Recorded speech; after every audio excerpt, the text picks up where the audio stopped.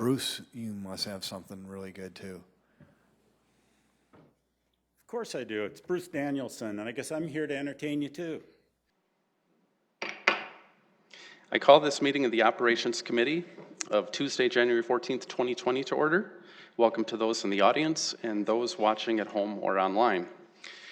I want to start with a few introductory remarks for the benefit of the public. The Operations Committee is made up of 4 members of the City Council, the City Council Chair, the Vice Chair of the Council, who also serves as a Chair of the Operations Committee, the last City Council Chair prior to the current Chair, and an at-large member selected annually by the full City Council. The Operations Committee has existed for almost a decade. However, the last public meeting was almost 7 years ago. The Operations Committee meets on an as-needed basis, sometimes quarterly, sometimes less. This is the first meeting of the Operations Committee since I became Vice Chair. The City Council Operations Committee is responsible primarily for updating and maintaining the City Council's Policies and Procedures Manual and its accompanying reference manual. The City Council Procedures Manual and Reference Manual are both public documents. The Policies and Procedures Manual is adopted by resolution of the City Council. The Operations Committee recommends changes to the full City Council, who must ultimately approve them. Examples of items found in the Procedures Manual include rules dictating how we determine where councilors are seated, when and how we allow councilors to attend meetings by teleconference, rules regarding our travel reimbursement, City Council hiring policies, and more.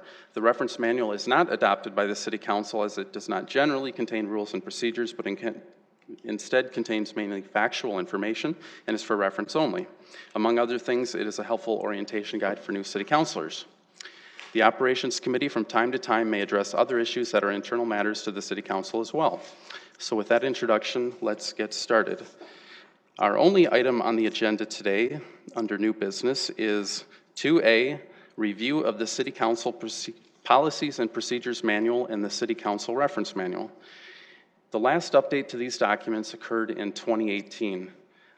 I did have a discussion with staff about the most productive way to tackle this, and I think we have a reasonable plan, but I'm open to suggestions and looking for consensus. Here's what we thought we would, what might work best. First, we would review the Procedures Manual, which is our smaller manual. And then we would review the Reference Manual. That likely may not happen today just for time. Before we start, I'll quickly review for the committee and the public the major sections that are found in the Procedures Manual. And then I would propose that we go through each section one at a time, and I'll just ask if any member of the committee believes we should look at updating or revising that section. Please note that we're not looking for specific proposals at this point, and the point is not to debate the merits of a proposal now, and we're not going to make changes today. We're only going to identify areas we think need to be addressed. We can start to address those items in detail at our next meeting. I will then ask if staff has any items they think need to be addressed for each section, and we'll repeat this for each section. Jim is going to be keeping a list of the items that are identified for possible revision, and at the end I will also ask if there are any other ideas or suggestions that anyone has that was not addressed in our section-by-section review. And then for each idea or suggestion that is raised, we will look for consensus of the group to do one of two things with that idea. Option 1 would be to direct staff to work to draft a proposal that addresses the issue raised. This would be appropriate for items that are not substantive policy changes or additions. For example, asking staff to update a section to reflect language that is now out of date. For example, there may be things in our Procedures Manual that references ordinance that have subsequently changed in the last 2 years, and it would just be a matter of them just doing the cleanup for us. The other option, option 2, for items that are substantive and would represent a policy change or would need the committee to give specific direction to staff, we would add it as its own agenda item at a future meeting for the committee to decide if we should address it, and if so, to formulate a policy that staff can then take and create a specific proposed amendment based on our directions. Is there any questions, concerns, suggestions on an alternate way to go about this? Seeing none, I think we will get started. So with the Policies and Procedures Manual, I'm just going to generally list what is in each section, and we'll see if anybody has any input. The first one starts on page 2, as page 1 is just a forward and an about and has a few acronyms. City Council meeting policies, that includes the council seating and voting order, remote meeting attendance, changes to council meeting dates and times, agenda deadline and submission deadlines, and public input. Any thoughts after, hopefully you've had a chance to review this, of anything that you think is out of date, needs to be changed, should be talked about, that you think that the Operations Committee should take up? And I will wait and see if anybody has anything. I have a couple of things, but. Have we updated everything from, I know we obviously made a couple changes last year. Is that all in here? In terms of, are we referring to? Like the 30-minute maximum or 30-minute at the Oh. beginning of the meeting and 3 minutes per, all the different. The new public input rules? Yeah, I think those, That's not reflected in this current one. okay. That is not up to date. Okay. Would it be agreeable to ask staff to draft a change that just reflects what we've adopted by policy? So that we're. What you've adopted by ordinance. What we've adopted by ordinance, thank you. So that's something we can just send back and let them. Seemed to make sense since it's what we're living by. Okay. Yes. All right. Other items? I'll just throw out, in my review, it talks about that, of the seating chart, it talks about the chair, where the chair and the vice chair are seated. I'm not sure when this started, but by tradition, the outgoing chair sits over to the left here, and that's not reflected in here. That could be something that potentially could be added in or discussed if we want to go with that. It's not a big deal, but as long as I've been here, we've done that. I'm not sure when that came about. I don't know if staff knows kind of how that originated or, okay.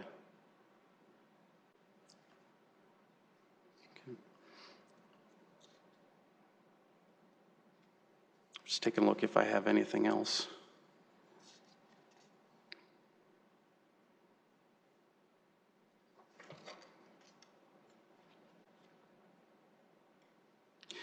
I did one, I'm not sure whether it's accurate or not, but I think it might be worthwhile to have staff review electronic media for citizen input and just see if that's still in harmony with what our current practice is and based on ordinance change. It's kind of along the same lines as public input. Because I think there was some provision in ordinance just to make sure we marry those two together and they're harmonized.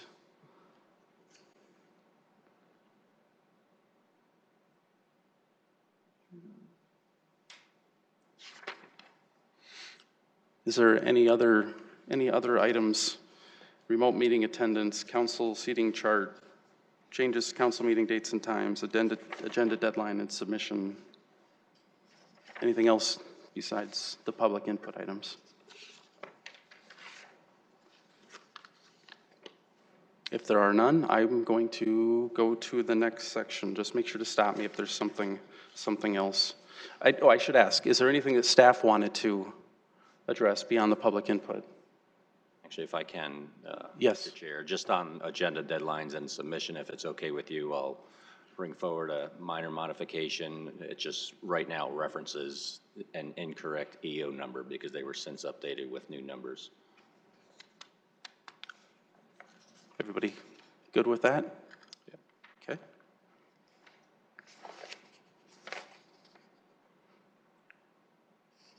Okay. Next item is City Council hiring policies, which is on page 6.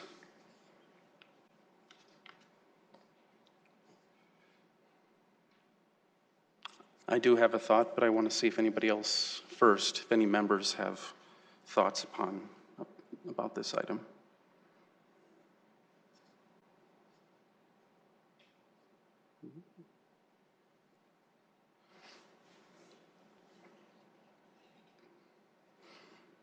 Not me. Councilor Starr, anything jumping out? The only thing I guess I would want to just make sure is that we review it and make sure it's kind of in concert with what we've been doing with the last few hires and see if there's anything that is not accurate. I think for the most part it is. We have talked about this when we were working on the hiring of the last auditor position, about possibly adding a little bit more, I guess, detail in there. For the most part, I think it's generally in concert with what we do. But perhaps just staff reviewing that and seeing if there's anything that doesn't look right based on what we've been doing, not a substantive change. Staff input on city council hiring policies. Okay.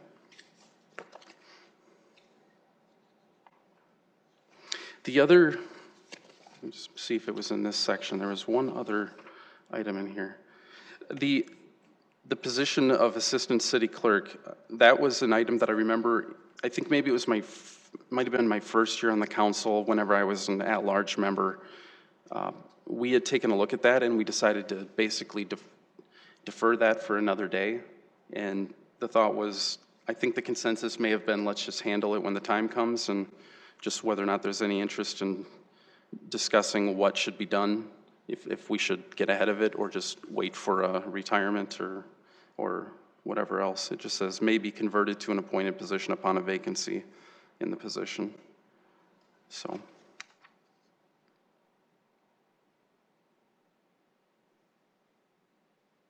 Anybody have any interest in digging into that, or just waiting for it to become ripe, I guess? Our two assistant city clerks are essentially grandfathered in as civil service, and the rest of our employees are appointive. So when the time comes, there will just have to be a decision made about what the status of any new assistant city clerks will be. We do also have an audit hire that we'd like to get started on pretty soon, and that one is our internal auditor position. And traditionally, there's been kind of what it talks about here. There's been essentially a hiring panel of usually a few counselors, a few audit committee members. They essentially do the interviews, make the selections, and then there would typically be an executive session for a discussion, to present it. So at least there was a blessing for the audit chair to move forward, so the city council was aware. That hasn't really been firmed up or written down, so I don't, whether or not that should be firmed up. It's somewhat covered in here, but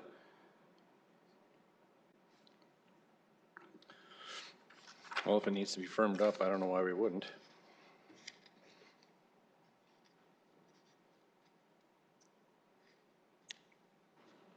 thoughts on if we want to have a discussion about it or see what we can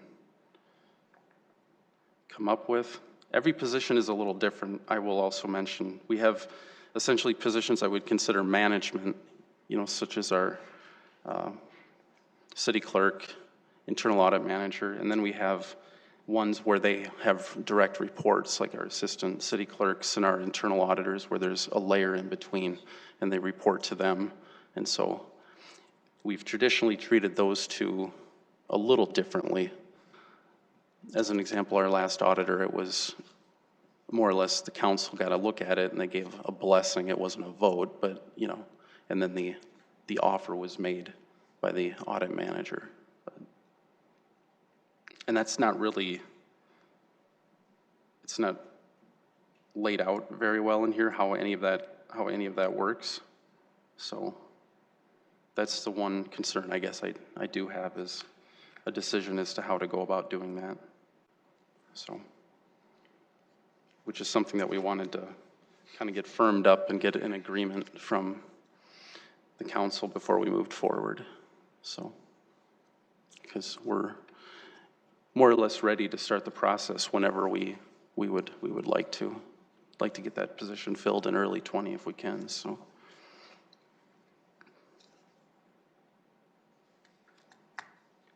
Thoughts, suggestions on that issue?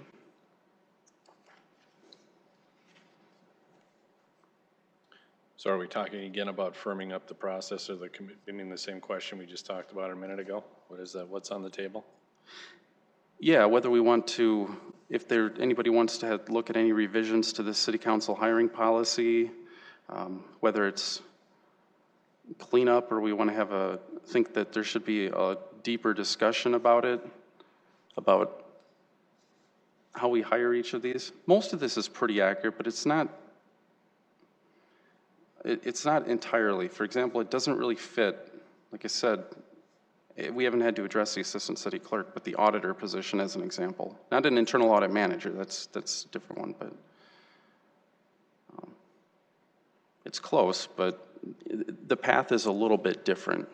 You know, in terms of like just as an example, the internal audit manager, you don't have an audit manager, they would typically sit on the hiring panel for the auditor because obviously that's going to be their employee. Whereas the internal audit manager, you have the city council, and then you don't have an audit manager on there. So whether you want to get to that much granularity or whether this is overall reasonable as it is, whether we want to get down into the nuts and bolts for each position to go into that, or if we're happy with the general overview and that we can kind of just be nimble as we go. And I'm open to any suggestions on that. I think our hires have worked pretty well in the past in terms of the ad hoc committees that have been brought together in the interviews and things like that. But I would agree with that. Councilor Starr, any opinions on the hiring issue? Okay.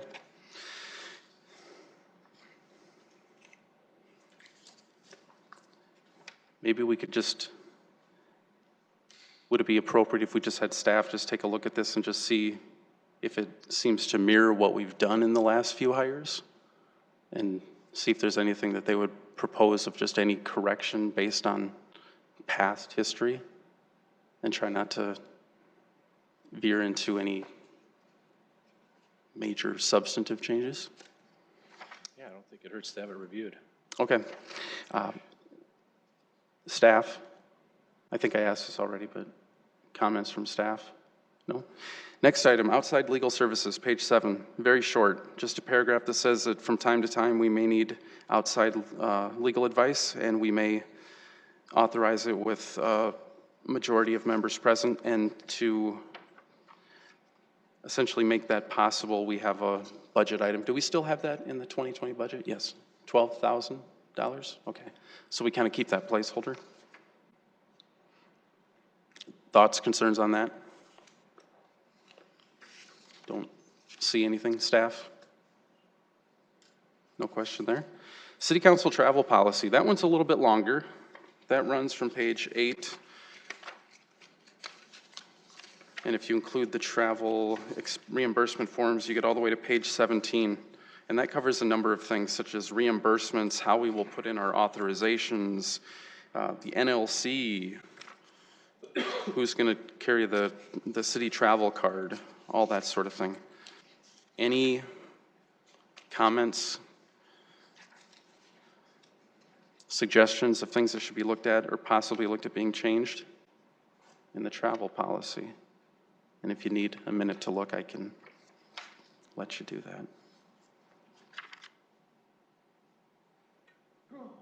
I am going to have a question for staff. I think Dave Bixler will be the most appropriate. Maybe I'll just go ahead and ask Dave if he wouldn't mind coming up. Could you remind me what differences there are between the council's travel policy and the city? The city administration has one as well. What are the substantive differences? Why do we have our own? We have our own. Really, there's not too many differences except for the administration. They have travel coordinators. We have one that we work through from our side of the staff. But as far as making arrangements for flights, those types of things, that's all done through the travel coordinator. For the most part, then we also have the council would like to have council and staff fly out of the Sioux Falls Airport, those types of things, but those are the biggest things. Since you essentially coordinate travel for us,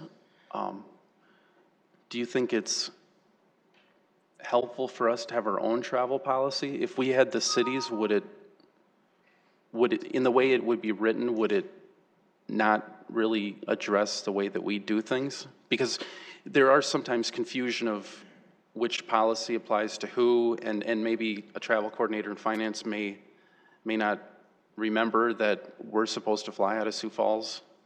Correct. And the other thing would be that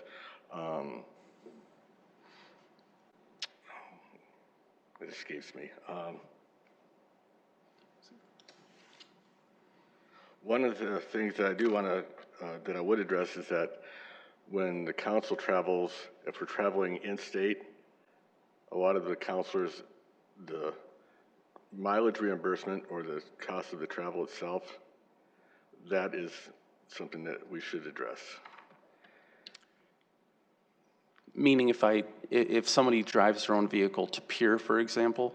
Yes. Rather than taking a in the policy, we have that everybody gets you can get a travel card, and you can use that if you're driving your own vehicle or a city vehicle. There are instances where counselors need to attend other events that might be prior to or after the event that they might be traveling to for city business. And in those cases, I think it would be better for us to use the city travel card for gas purchases or reimburse for gas as opposed to a mileage. So, okay, well, could you quantify it for us? To go to Pier, what is the mileage reimbursement? How much is that? I estimated that if we paid just the gas receipts versus mileage, it would be about a 45% savings on that line item expense alone.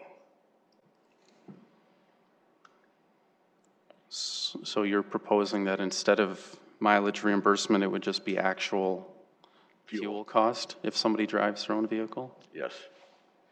So like when I went to Aberdeen, I had to go, did business myself, but then I drove in, so you're saying we'll send a card with you? Correct. Fill up on your way, yeah. Yes. And you think that'll save what a year? You got some kind of number in mind and just in general? Or do you have what kind of savings are you thinking we're gonna save a year doing that? Do you have a number in mind? Well, it can be, I would say it would probably save us probably $400 a year. If not, it could be more, depends on the travel arrangements of the counselors. I will say that the council travel has increased more and more on these types of events within the city or within the state than has been in the past. So I think this expense could be significant. It's not something I really budget for everybody to drive and to get mileage.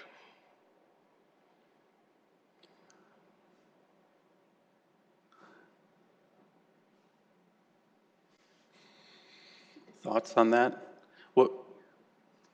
We have really, I suppose, maybe three options, which is A, do nothing, B, direct Dave to make a change to that effect and bring it forward at the next meeting, or C, put it on an agenda for the next meeting and dig into it and make a decision.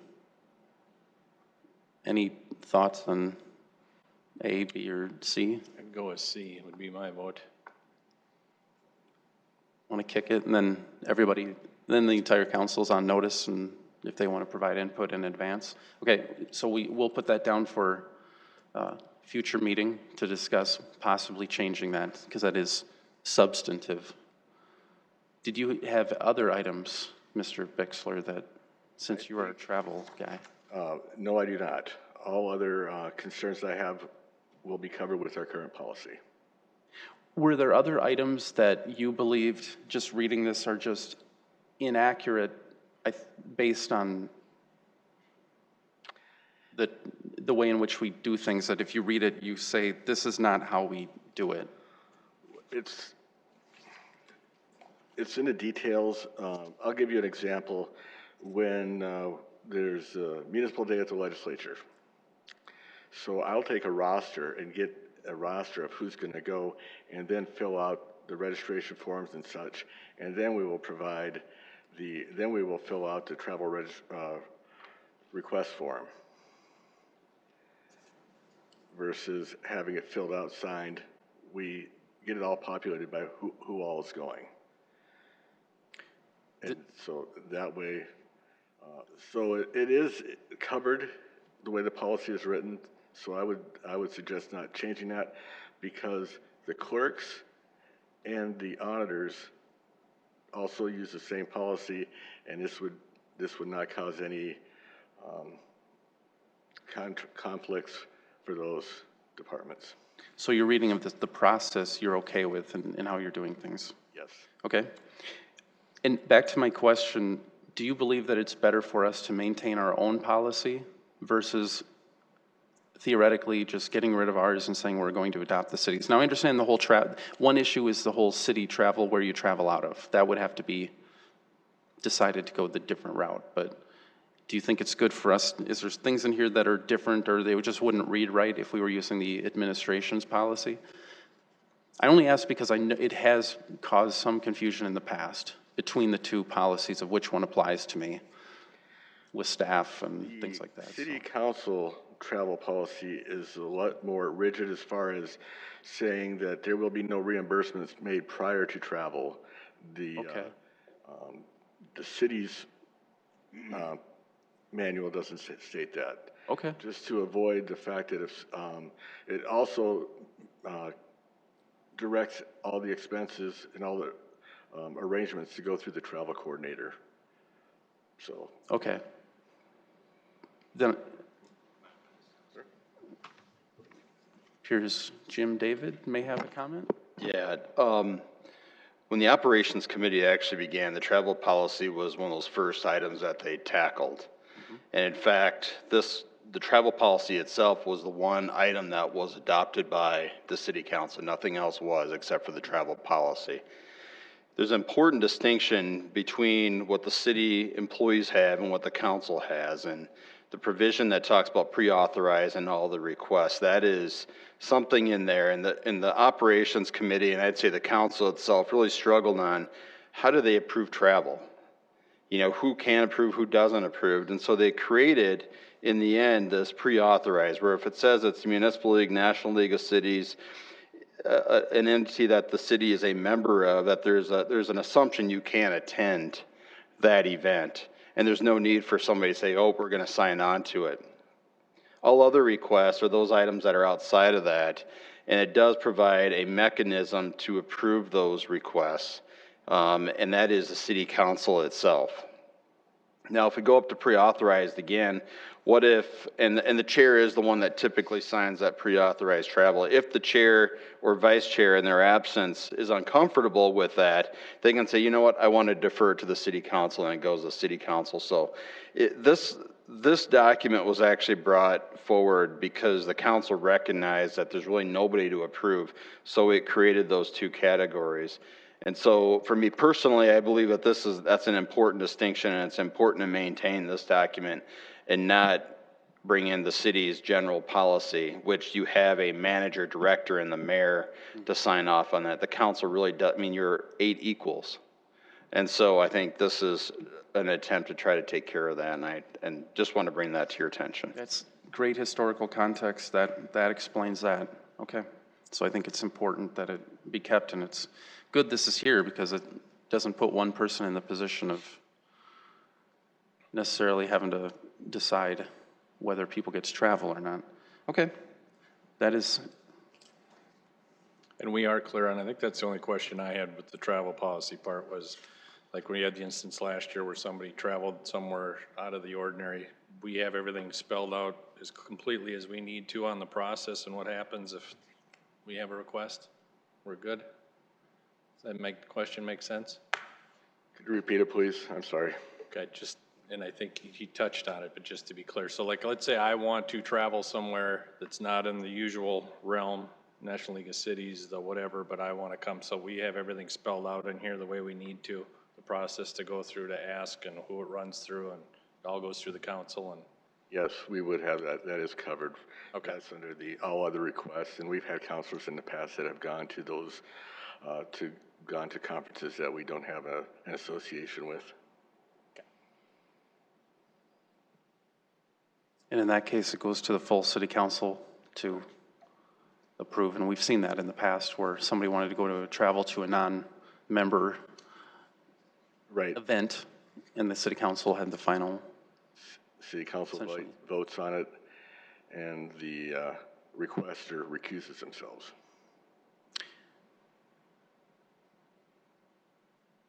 For the pre-authorized travel, we list a handful of organizations. Would there be, and I don't know if this has come up as an issue, and I don't know if it is included, to say something about if it's something of this, a member of the, the state government, or, I mean, is there, I guess the question is, are there items that we might go to very typically that aren't covered in here that you think should be discussed as maybe making pre-authorized, or is that not really? I can't think of any. Okay, because we go to the municipal league for the most part here.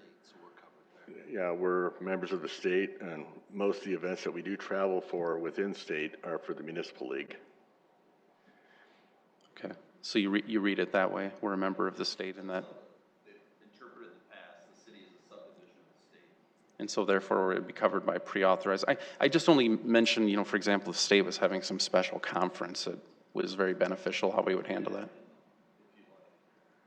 Okay. I don't know if anybody has any, I'm not sure how I would filter that down though, but, the state government sanctioned activity, but. The other thing, and I don't know that it's come up before, but we don't list, so Audit is a member of 2 organizations, and they go to the ALGA conference annually, and they're a member in the IAA, they're a member of the IAA. They're not listed in here, and I've been thinking about whether they should be, and whether they're not being in there creates any sort of an issue. I don't think it would cause any sort of an issue. I think it's appropriate that we do add those. Oh, that was the other one, the Department of Legislative Audit. They do have some valuable conferences and things. Yeah, I think when we had met, myself, a couple administration leaders and counselors met with the Department of Revenue, the interpretation of pre-authorized is that covered us because the city of Sioux Falls is a political subdivision of the state.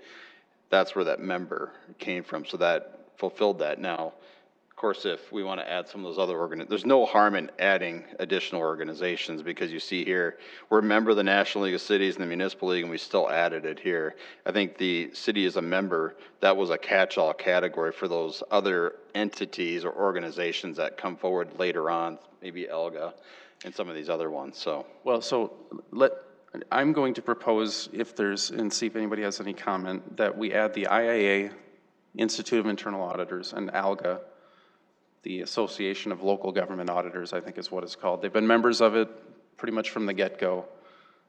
They renew their membership and they pay for it yearly. They go to their yearly conferences. And so, does anybody have any objection to making that addition? Just so they're covered.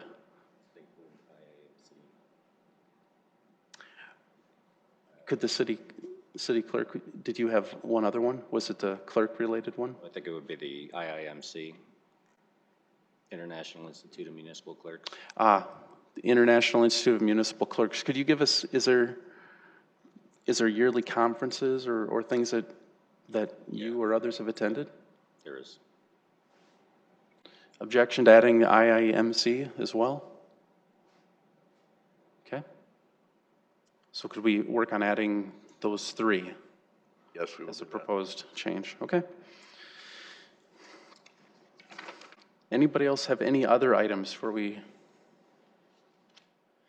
I will bring up, I remember a few years ago, again, when I was on the committee, we looked at the whole traveling out of the Sioux Falls airport issue. And there's a pro and a con to it. The pro, of course, is that you're supporting the airport, and I think the city council at the time wanted to make that statement that they're supporting the airport. So even if it costs more to fly out of Sioux Falls and let's say Omaha, that they would do it. And so, whereas opposed, I believe with the administration, if you can get a better price, you can do something alternate, I believe. And I don't know if, Dave, do you recall if that's the case? If I book travel and I'm in the administration, can I fly out of a different city? I don't believe that they're restricted on the administration side. And so I guess I'm just throwing out the question whether anybody thinks it's fine as is or thinks we should talk at a next meeting about whether or not we should continue with that policy. Again, it's a balance between saving tax dollars versus, I guess, making a statement or just supporting the local airport. And that is different than the administration. Doesn't mean it's right or wrong. It's just what they've done. So. Well, I would lean towards supporting the local airport, but I think it's a good conversation to have. Well, I'm going to say that two people say we should support the local airport, so we're going to continue to go down that route, and I won't agenda it for a next meeting, but it could always be brought up in the future. As far as your suggestion about the mileage reimbursement, so you wouldn't have any qualifications on that? It'd be very clean, rather than reimbursing mileage, you would just reimburse just gas. Or they would use the city's card. The preference would be they use the city's card to charge the gas, and then there's no reimbursement forms at all. That would be the plan, is to always use a travel card, with or without using a city vehicle. And I don't recall, do we have so like what if 4 different counselors say that I want to drive to Pier? Are there 4 travel cards that can be obtained? Yes. In short order? Yes. Okay, all right. Very good. Okay. The next item, I'll make sure we keep moving so that we're good on time here, is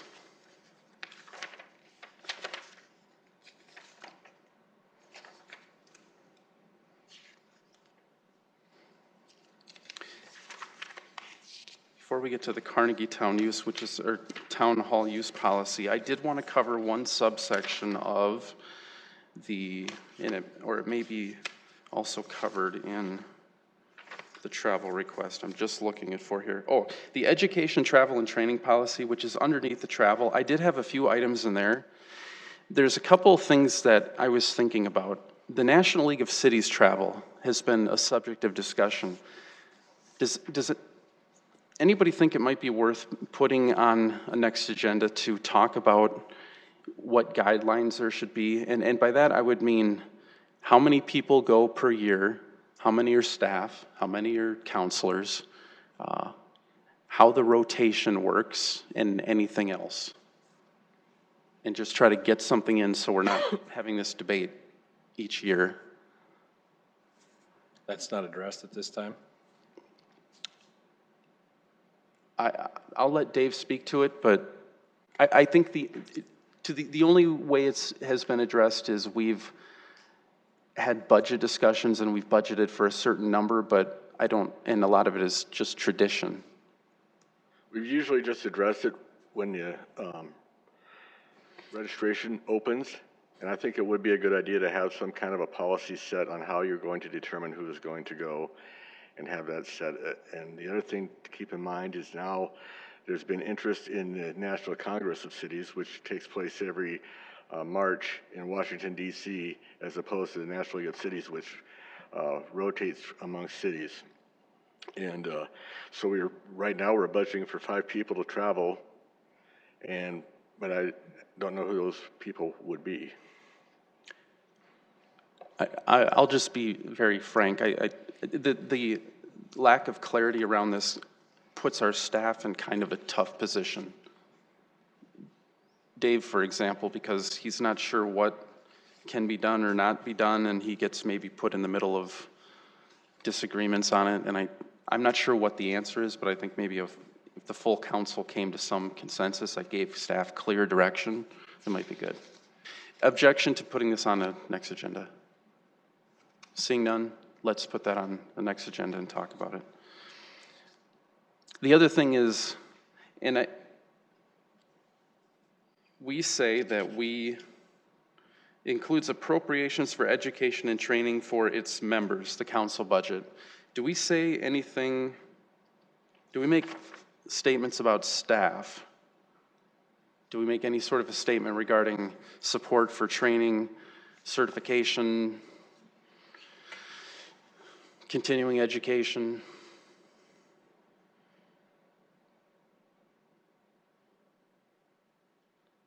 I'm not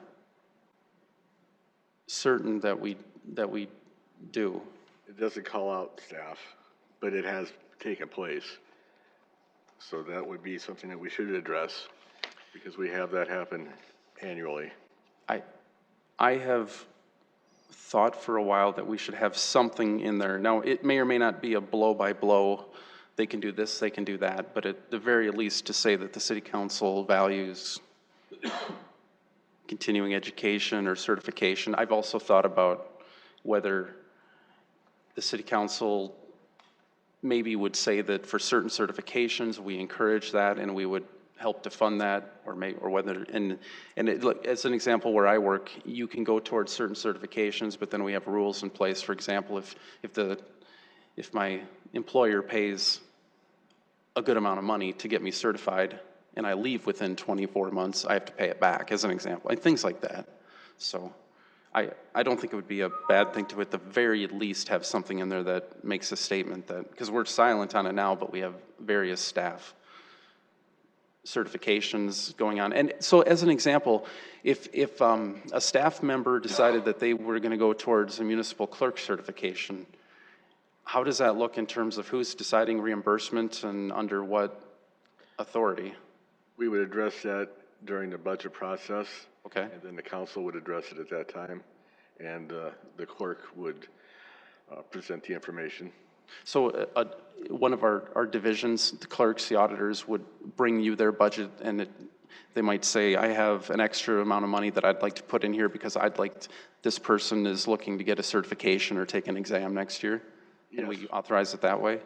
Yes, when we sit down and go through each of the budgets, we talk, there are a number of different things that we go through, and that is one of the topics that we discuss. Comments on whether people think that's sufficient or we should add anything, have anything in? I mean, there is an argument as well, as if you get a little too detailed, you can start to tie hands as well. So there's a balance. So have you, as a staff member, have you had any difficulties over the years that you've noticed without anything in here in terms of staff getting? No, it hasn't been an issue, just due to the fact that it's, for the most part, budgeted. Okay. So it's not something that we didn't see coming. Got it. Okay. Well, then if I don't see any comments, then maybe we'll leave well enough alone. Next, Carnegie Town Hall use policy, which is the last item. And I should ask, anything from any other staff in that last item? Okay. Carnegie Town Hall use policy, comments on that? That really goes over the rental of the facility, how it can be used, reserving it, what they can do while they're in there, what they do, what happens if it gets damaged. Do we ever rent it out? I was actually kind of surprised by that. No, so this is not the provision that addresses any fees associated with using Carnegie. That's an ordinance. This simply sets up the, as Chair Neitzer mentioned, just provide some information about the do's and don'ts when using the facility if you're, a separate organization. But there is a provision in city ordinance where if an individual requests a special council meeting, they may be charged a $150 fee for the use of Carnegie Town Hall. And I'm going to direct this to staff, specifically the city clerk. You essentially take care of the building. Any issues that you've seen in here that you think are out of date or should be addressed? No, it's all up to date. Okay. Other comments? As a matter of time, I don't think I think we'll leave the reference manual alone. The reference manual just essentially covers elected officials and staff. It has a list of who's in office, committee assignments, the city council districts, there's a map of that, information about meetings, and then it's just a pasting in of the job descriptions of all of our employees. The entire city charter is in here, and then there's some acronyms and terms.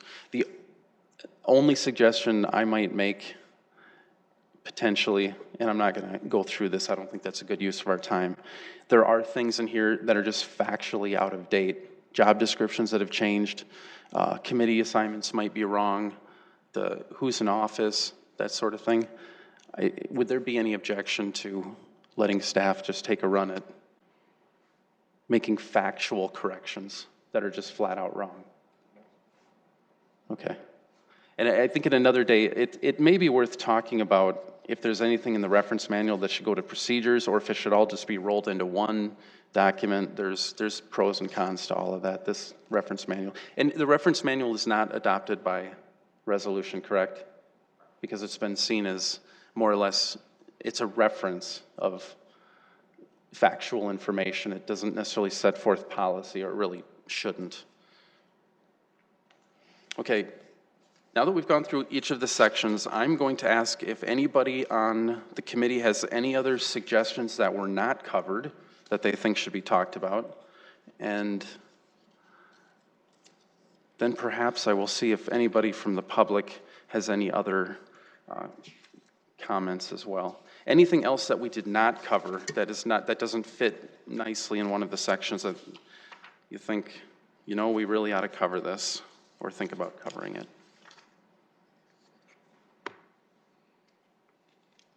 I'm good. No? I'm not sure how to go about it, but I will tell you as vice chair, the performance review process is rather clunky, and it would be nice to try to figure out if there's a better way to go about that. So I guess I'd maybe give some thought as to whether or not it needs, it may be appropriate. I'm not sure whether it belongs in a policy manual or not. Maybe not. It could be just find something that everybody agrees on, and you don't need to codify it. But it's as you know, having been vice chair as well, it's just kind of a clunky procedure where everybody submits their information, and then you have to marry it all into one document, and sometimes you have hard copies coming in and electronics, and it's a somewhat interesting process to put all that together. So I think that'd be a good conversation to have with HR. I think they kind of lay it down for us, but yeah, there's probably a better way. yeah. What did it take for this last review? I mean, I know I was as bad as anybody. I turned mine in last week, which is 2 months after he asked for it, so. And I've even thought about if there's a way that could be securely, each person could submit something and, you know, in an online form, but everybody's different. Some people like to do the hard copy, and some people are not going to want to go on the network. Might be a conversation to have in the future. I have compiled, I will tell you, one of the things I've learned as vice chair is, you know, as a personnel manager, is how important it is to recognize our great employees. And so one thing I did is I compiled all of their milestone dates. So I have all of their birthdays, and I have all of their anniversary dates. And I don't know that that's really kept anywhere. And it might be nice to, I'm not sure where you would put it, because I don't know if people want to know where they have their birthday or their age in a public document. But it's something that's really handy to have, especially as councils turn over. It may sound like a silly thing, but just to recognize, so their birthday doesn't come and go, and an anniversary date doesn't come and go, you know, that it might be good to put it somewhere. But Sure. so there's some continuity, and I'm not sure exactly where to keep it, if not for a manual. So recognition goes a long way. It's good for morale. So, and right now, I mean, I just basically have it in a Word document. I'm not sure exactly where to put it. Maybe last thing that I had, review job titles and job descriptions and update as appropriate for all positions. It might be worthwhile to just go through our job descriptions and make sure they're up to date. Does any staff have any particular Anything they want to bring up in terms of if they know that their job description is just not reflective, or they have any issues or concerns at this point that they want to bring up now? You certainly could bring it up at another juncture if you're not comfortable, but do we know if when the last time our job descriptions were updated? I know internal auditors were. We did that recently. Those two are up to date, but whether yours, Dave's, Jim's, Tom's have been reviewed, or do we have any process to just review them? I get to speak for Annually? myself. Sure. I think mine was reviewed in 2016. Okay. But no, there's no process in place to review the jobs, descriptions, or titles. Okay. Might be a discussion to have just some sort of a annual or semi-annual, just somebody just take a look at it, or just ask staff to take a look at it and raise if they think that there's something that's out of date based on what they do. So I will mention that when we went and looked at the internal auditors, there was just some things that were just stale. Things had changed over the years, and they just needed a little fine tuning. Not a big deal, but it happens over the years as roles change, or sometimes even organizations and things like that just made references at just things that didn't even exist anymore. So maybe what I'll do, since we have a public input portion, but before we do that, no other items for this agenda item? Okay, the next item on the agenda then, let's just do that. The next meeting, we meet quarterly, typically, and so I would propose that we'll set up a date in the near future. One thing I wanted to ask was, are there certain days of the week and or times that are preferable to the group? The feedback I did receive, that I have received in the past, is sometimes people like to do it on a Tuesday afternoon because they block that out already, but that's not true for everybody. Is there, okay. And what I could do is, we could set out a doodle poll potentially and give some dates and just see where there's some, it's always tough trying to find a spot that works for everybody. And I should mention as well, Councilor Erickson wanted to be here, but she had some family issues that she needs to attend to, so she was not able to make it. So kind of a last minute issue. So that's item 3, and we will go on to item 4, which is public comment. So this is an opportunity for anybody in the audience who would like to speak about what we talked about today. Would particularly invite if there's any city councilors that have input, but anybody else in the public, we would welcome them. Welcome, Councilor Brecky. Good afternoon. I had 2 items that I wanted to discuss, but I'm going to leave those to the last, and I'm going to discuss some of the ones that you were discussing during your meeting that I had some thoughts on. The city council hiring policies. You know, the question was raised, you know, how we bring a candidate forward needs to be firmed up. I am not sure whether it needs to be in policy or not, but to have a discussion about it, particularly at the operations level, I think would be wise.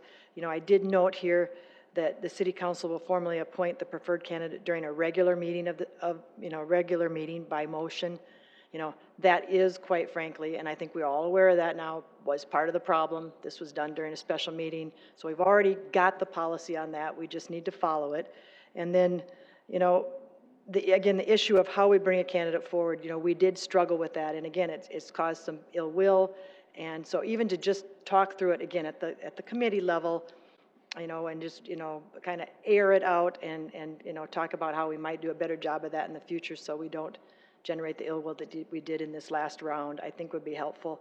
But I don't know whether you want to whether that's something needs to be done in policy. I just think we could do better and maybe just learn from, you know, what we went through on that. But if it needs some, you know, if there is a sentence or two that needs to be added, you know, I think, you know, that is something worthy of discussion anyway. So I'm glad so I would suggest, yes, you should, you know, put that on the list of discussion. That it results in a language change, fine. If it just results in some understanding, some better understanding, I think that would be good. Number 2, the discussion about the National League of Cities, Congress of Cities. I'd like to weigh in on that because I'm the one that keeps beating that drum. And part of the the reason the dialogue, in my opinion, goes back and forth is because we have two different histories. You know, part of the council that are younger than me are talking about, you know, historically in their perspective, and I'm talking about historically in a totally different perspective. And so there's a recent history and a long history. And what I would say, my conclusion is that it kind of depends on who makes up the body at the time. You know, there's been times in the past when certain people were far more interested in it than they are right now. And so I really would hate us to see, you know, limit the number and, you know, get all finite like that in the policy, because, you know, I am of the opinion that we all 8 should be having the ability to go to both of those every year, because I think it's that important, and we're a large city, and I think there's that much cutting edge stuff out there. And because of our unique position in the geographical location of the country, of being in the middle, we can learn so much, you know, from what's already been done in the cities and the coasts, and we can bring so much home. So I don't care if we have to have that debate every budget cycle. And if it, you know, I don't see why it has to cause discomfort, you know, for the staff, if, you know, because at the end of that debate, you know, we'll come up with our decision. It's a budget issue, and it's an interest issue, and, you know, I think it just should be part of the budget discussion. I would hate to see us try to pin it down and try to pin down council of the future will come in and just think that, you know, again, that's the way it's always been, when it maybe you know, couldn't or shouldn't, based on council's interest in doing that. As far as the rotations and all of that, you know, as long as we're going to keep it limited, I think those things are fine to have in the policy. So that would be my 2 cents on that, to leave it flexible. If it ends up becoming a budget debate, as long as the debate's respectable, it's just one of the items that, you know, is going to change based upon from time to time based upon the makeup and the interest of the council. So that's my 2 cents on that. The other thing, the other 2 items I'd like to discuss, I would like to be placed on the agenda as an agenda item at the next council meeting. I have 2 issues that I'd like to make presentations to this board on, to the operations committee. Yes, did I say council? To the operations committee. And I've got materials and I've got research, and I'd like to discuss it, and I'd like to be part of the discussion, you know, after the presentation, you know, whether, you know, and you're going to allow that. I am a city council member. It is a noticed meeting. It seems like that flexibility could be allowed now that we're having them publicly. So, you know, I would like to be part of that. One of them is the committee meeting structure, and I've raised this issue before this committee before, and I was a newbie when I did, and I was told, and it was good advice from Rick Kiley, Janet, you just need to calm down and experience it, and don't come in here with all these changes, because, you know, I didn't really respect that process. And I did take that advice to heart. I thought, you know, he's right. I'm coming in here and I want to do that. So I came in and I watched it, and it was good that I did that. I still think we should explore and experiment with reprogramming that time, because the system isn't working, and I think that's kind of confirming itself. But I've got totally different ideas about what that means and what that looks like than I had, you know, back when I brought it to the committee for the first time. So I'm appreciative of that comment. I'm glad that I did that. But what I'm talking about is experimenting with reprogramming that time. We don't have to change any ordinances yet. We can just say we're not going to hold we're not going to hold committee meetings through the committee structure, and we're going to try this or we're going to try that, because what's happening is we're not using them. And I'll be presenting you with data on that. And I mean, you know that, but I'm going to present you with the chart, and I'm going to have Tom update it. Tom, put that on your list. And it shows that we're not. And what's happened is we're just extending our informational meeting. And if we don't actually consciously reprogram that time, you know, maybe that's okay, maybe that's not. Maybe that's what we should be doing, or maybe we should be doing something else. I have multiple ideas and thoughts now that I have been here for a year and a half as to how we might, you know, actually reprogram that time. And it would be fun, I think, to experiment with that rather than just kind of let it evolve into something and not actually make conscious decisions about it. And so I'd like to just have a, you know, an open-minded discussion about that. We obviously know our time is very valuable and it's important to people, so to just have this valuable time just kind of laying out there when everybody's got it set aside, kind of, sort of, and not using it in the most productive way, I think is sad. And I would just give you a little bit of history about that. Well, no, actually, I'll do that when I make the presentation, if you allow me to do that. about the structure and what it was designed to do and when and how and why it drifted off, because I've actually talked to the historians on that. So I won't do that, take your time up on that today. The second one is electronic devices. And I know this is a hot button issue, but you guys know as a committee as well, I asked to be put on the operations committee first because I thought that this issue could be addressed either operationally in our manual, or by ordinance. And I would have liked to work in a small group committee discussion place first before bringing an ordinance, but that didn't happen. I wasn't able to get a committee meeting. I wasn't able to get to work with the committee on that, so I went forward with the ordinance. I would say simply that a comment was made to me, again, it wasn't passed on to second reading. A comment was made to me, not at the meeting, but after the meeting, that it was a solution, without a problem. And had that been said at the meeting, and during the discussion time, I would have attempted to correct that misperception because it is a problem looking for a solution. I went to National League of Cities, I went to Congress of Cities, it was a footnote at SDML, 3 conferences I've been at, that issue has been raised, as an issue that cities should be aware of. And cities are beginning to pass either ordinances, Rapid City has an ordinance, or they're being, again, to look at procedural changes to address it. Government is continually evolving. Right now, information technology is continually evolving. We have to come up with some standards. It's going to continue to be an issue for us if we don't. Again, I've got presentation, I've got research, I've got materials. I would like to look at 3 things: the proposed ordinance, and really find out what was wrong with it, because I thought I addressed the issues that were raised. Number 2, if we don't like that ordinance, there's another way to approach it. I mean, I can come up with 2 or 3 ways. Another way to approach it might be to, because I moved away from the total ban, I know that's unacceptable, but that is a way. But a third way would be, if we're going to allow it, prior to the entry into the discussion and debate portion, that we simply disclose what additional information we've been receiving during the meeting. I don't like it. I think it's kind of disruptive, and I think it then encourages it, and it kind of busts outside the parameters that we've already set. The third way is to just leave it like it is and do nothing. And we do that.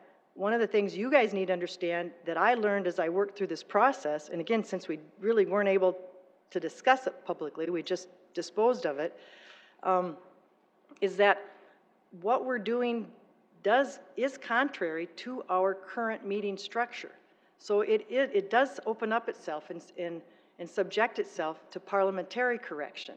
And what I'm saying by that is, we've got a time for public input. We've got a time for debate and discussion. And if that kind of thing is going on, at a subliminal level through electronic communication, then we are functioning outside the parameters of our meeting structure, in which case I can make a motion to disclose or reveal. I can make a motion to remove the distraction. There's a whole series of motions that I can make to do it. I learned that in this, in this deep dive into this. And I don't want to do that. You guys don't want us doing that. We don't want to be doing that to each other. It's a simple matter of just having an open-minded discussion about how new technology needs to be addressed as part of our meeting structure. Again, I'd like to give a presentation.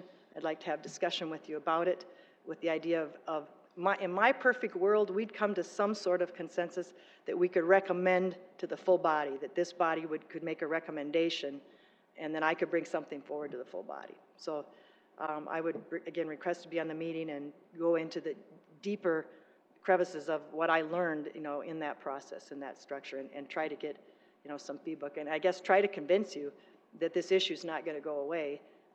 It's going to result in public records requests. It's probably going to result in lawsuits in different parts of the country, because it's just an evolution. So thank you for hearing me out, and I appreciate sitting through the meeting and the rest of the discussion. If anybody's got any questions? No, thank you very much. We'll take those under advisement for the next meeting.